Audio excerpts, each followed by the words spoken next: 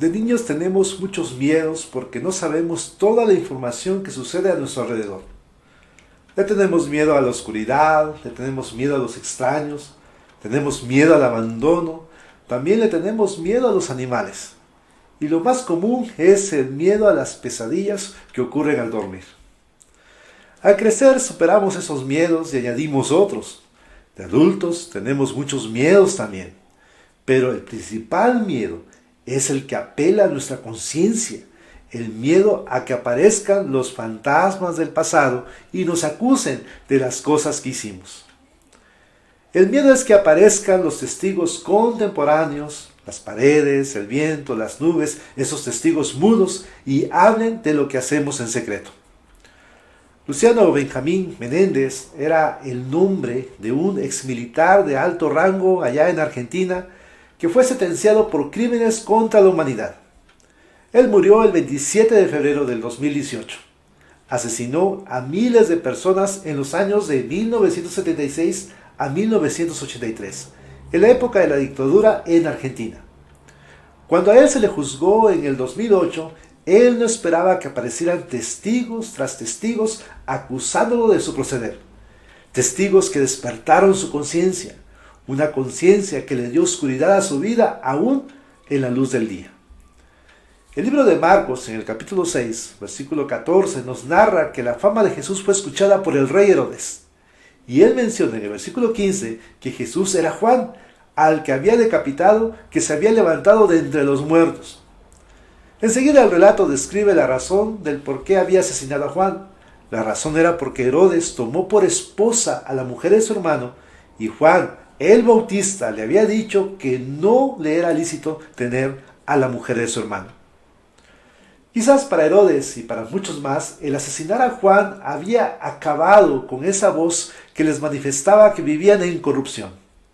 Ahora aparece Jesús con el mismo mensaje de Juan el Bautista, y para ellos es un fantasma que regresa para acusar sus conciencias.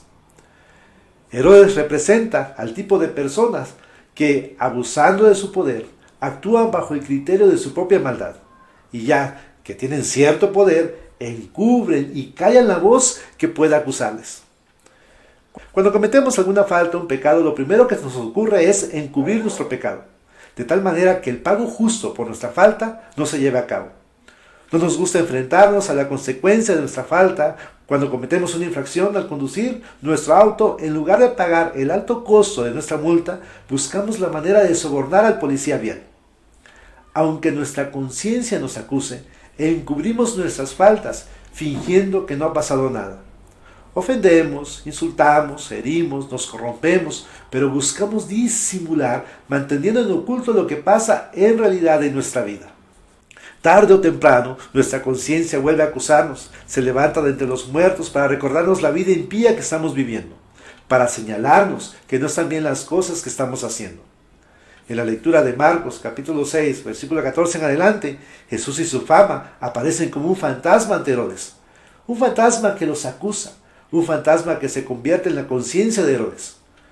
No se nos dice si Herodes también piensa matar a Jesús, aunque el peligro está latente.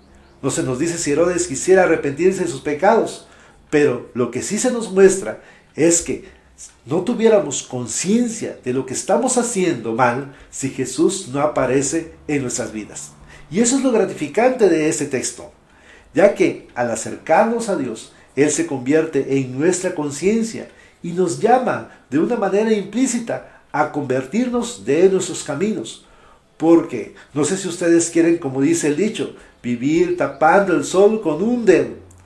Bien deberíamos escuchar al libro de Proverbios que nos dice esto: el que encubre sus pecados no prosperará, mas el que los confiesa y se aparta alcanzará misericordia. Que el Señor te bendiga.